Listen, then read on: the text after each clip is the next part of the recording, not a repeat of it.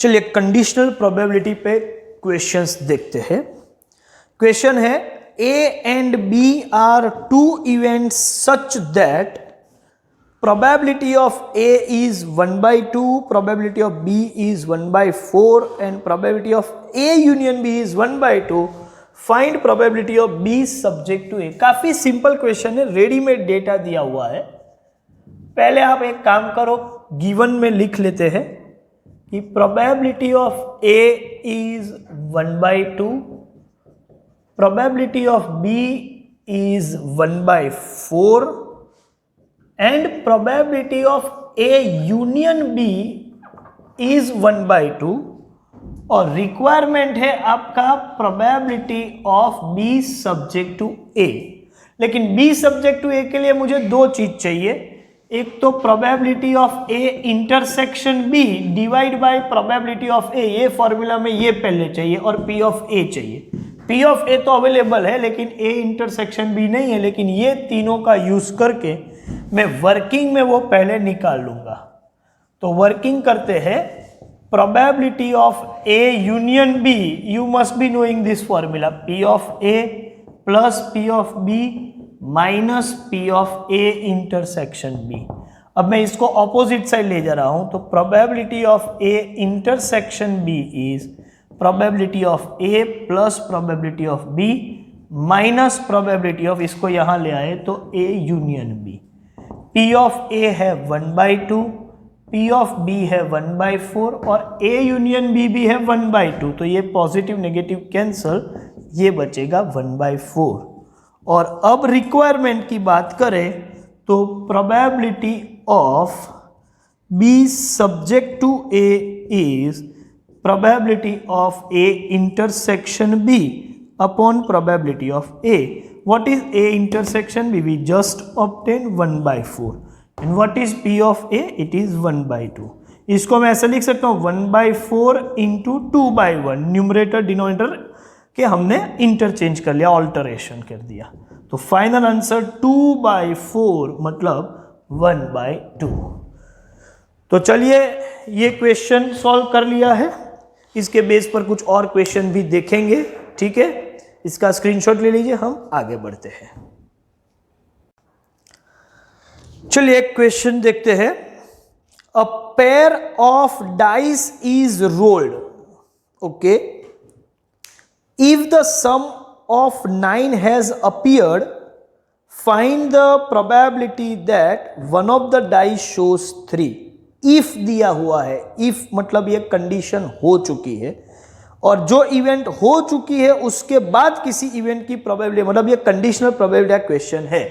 चलिए क्या क्वेश्चन है उसको हम यहां प्रेजेंट करते हैं। A pair of dice is rolled, तो एक काम करते हैं, पहले मैं इसको डिफाइन कर दूं, लेट S या U जो भी लिखो बी द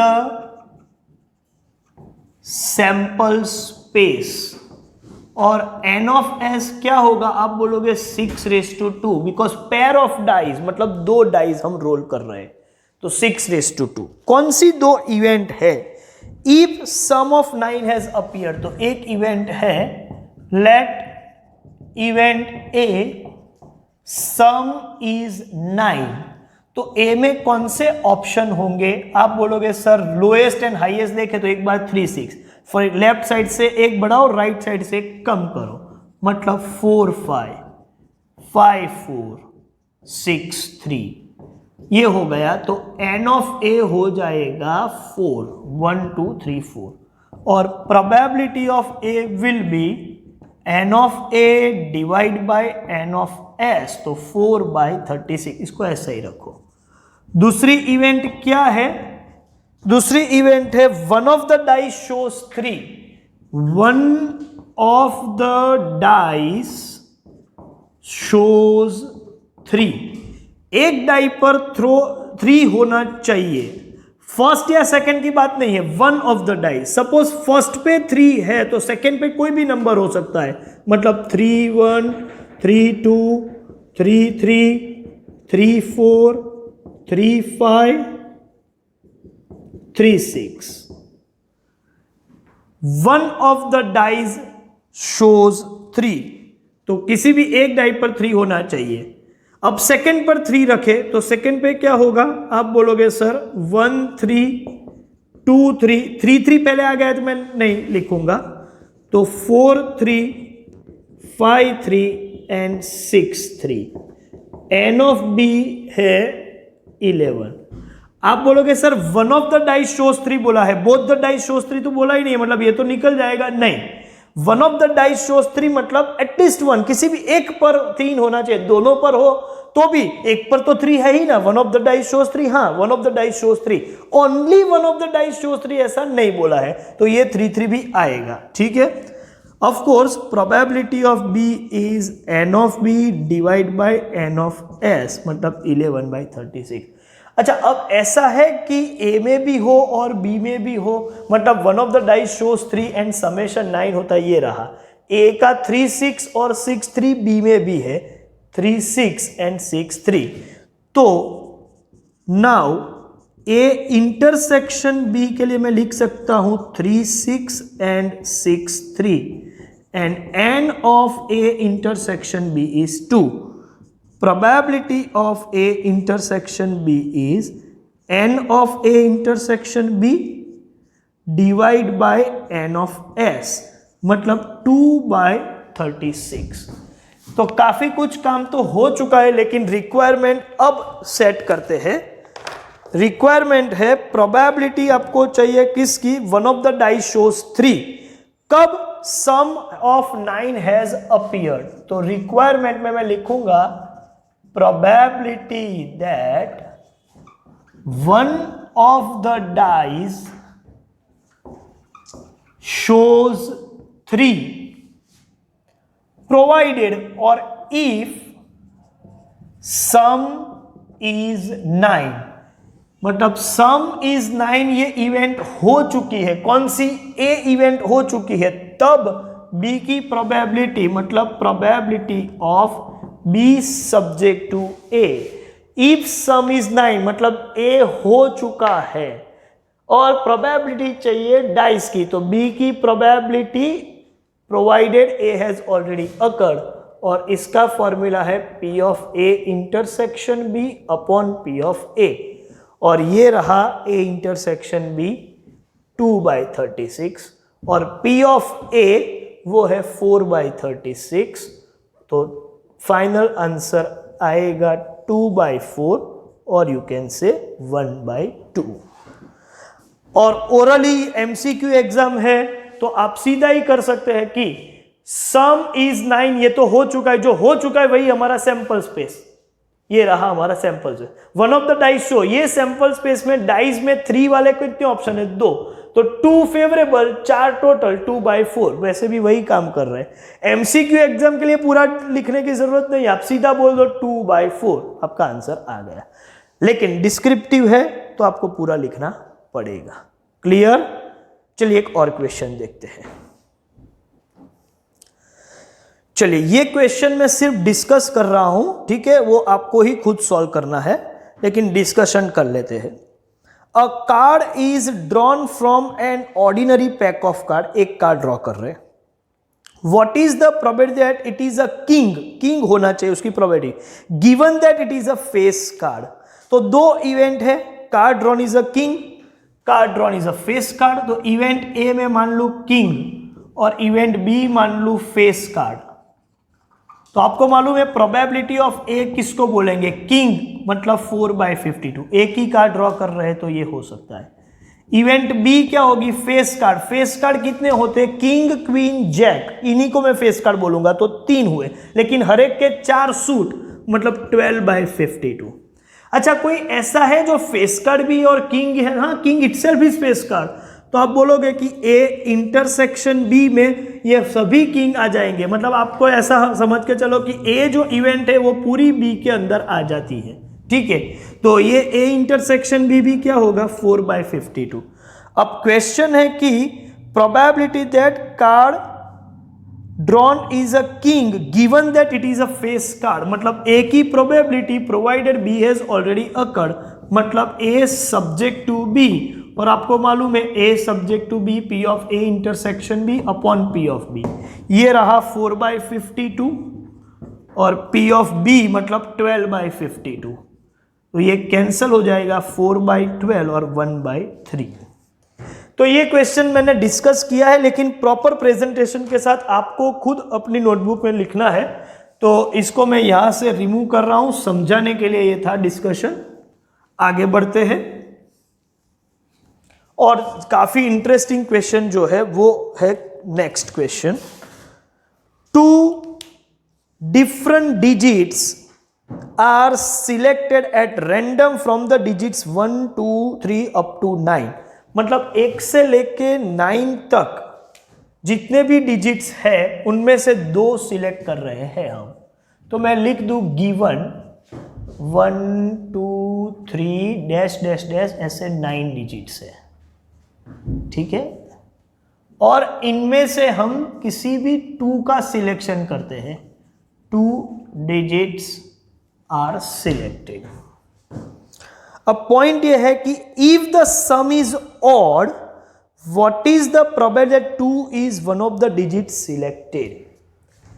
चलिए, इसको समझने से पहले आपको यह पता होना चाहिए, जो मैं नोट लिख रहा हूं, किसी भी 2 डिजिट का जब आप समेशन करते हो तो दोनों डिजिट ऑड है, ऑड प्लस ऑड, तो आपका समेशन हमेशा इवन ही होगा। ऐसे ही जब दोनों डिजिट इवन होंगे, इवन प्लस इवन, तो भी उनको नंबर का समेशन आपको इवन ही मिलेगा। लेकिन एक ऑड और एक इवन, मतलब ऑर्डर कोई भी हो सकता है, एक ऑड या एक इवन, ऐसा होगा तभी समेशन ऑड होगा। और यहां जो 1 to 9 में से आप 2 डिजिट सिलेक्ट करेंगे, उसमें समेशन ऑड तब हो सकता है जब एक ऑड नंबर हो, एक इवन नंबर हो। तो ये एक चीज आपको पता पहले से होनी चाहिए। अब मैं क्वेश्चन को जो रिक्वायरमेंट है उस हिसाब से प्रेजेंट करता हूं। तो आप बोल सकते हो कि 1 2 3 अप टू 9 में 1 3 5 7 9 मतलब 5 ऑड डिजिट्स हैं, और 2 4 6 8 मतलब 4 इवन डिजिट्स हैं। कौन से 1 3 5 7, और ये 2 4 6 8, ये 1 3 5 7 9, तो ये 5 और डिजिट है, 4 इवन डिजिट है, टोटल 9 डिजिट्स है।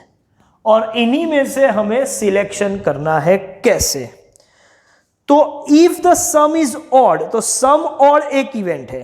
What is 2 is one of the digit selected, तो पहले मैं इवेंट तो बना दूं। Let event A sum is odd. अब सम इज ऑड का ये मतलब है कि ऑड में से मैं एक डिजिट लूंगा, इवन में से एक डिजिट लूंगा। तो प्रोबेबिलिटी ऑफ ए क्या होगी? 5C1 into 4C1 divide by 9C2। इसका मतलब होगा 20 और 9 इंटू 8 72/2 मतलब 20/36। क्या किया मैंने? 5 ऑड में से एक सिलेक्ट किया, 4 इवन में से एक सिलेक्ट किया। ये काम यहां पर मैंने किया हुआ है। अब मैं बनाता हूं इवेंट बी। इवेंट बी है, आप जो भी 2 डिजिट सिलेक्ट करो, लेकिन one of the digits selected is 2। आपको कोई भी लेना हो, आप एक काम करो, 2 को तो लेना ही है। तो ठीक है, प्रोबेबिलिटी ऑफ बी, तो 2 तो एक ही डिजिट है, वो एक डिजिट को तो मुझे कंपलसरी 1 में से 1 लेना है। तो बाकी का कोई भी ले सकता हूं, हाँ कोई भी। तो बाकी कितने बचे? 8 डिजिट बचे। ये 8 में से एक मतलब 9C2। इसका मतलब होगा 8/36। मैंने क्या किया कि आपको कंसीडर किया 2 एक डिजिट है, वो सिलेक्ट कर दिया। ठीक है, एक डिजिट है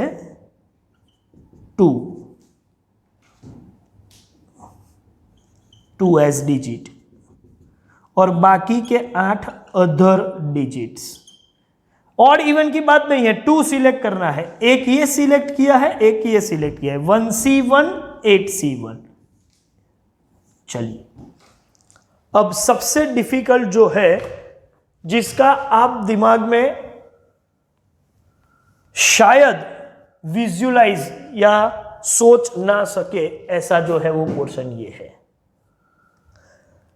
अब ऐसा कभी हो सकता है कि ए और बी, ए इंटरसेक्शन बी हो सकता है? हाँ हो सकता है, क्योंकि एक ऑड और एक इवन जब लेते हैं तो उसमें ऐसा भी कभी होगा कि इवन नंबर में आपने 2 लिया हो तो, और ऑड नंबर कोई भी लो तो ऐसे जितने कॉम्बिनेशन है वो इवेंट ए में भी आएंगे, इवेंट बी में भी आएंगे।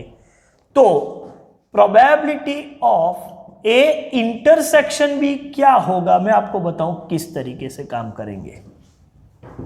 इसको लिखने से पहले आपके पास 5 जो है वो ऑड डिजिट है, ये थोड़ा चेंज करके रखता हूं। ऑड डिजिट जो है वो 5 है, और जो इवन डिजिट है उसमें मैं कैटेगरी कर देता हूं।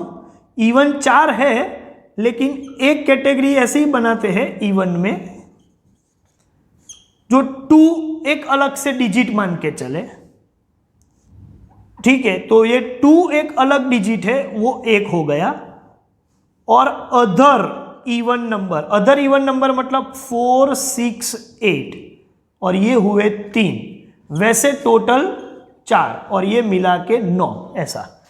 तो इवन डिजिट जो है वो 2 4 6 8, उसको मैंने 2 कैटेगरी में डिवाइड कर दिया, 2 and 4 6 8। तो 2 1 और 4 6 8 3।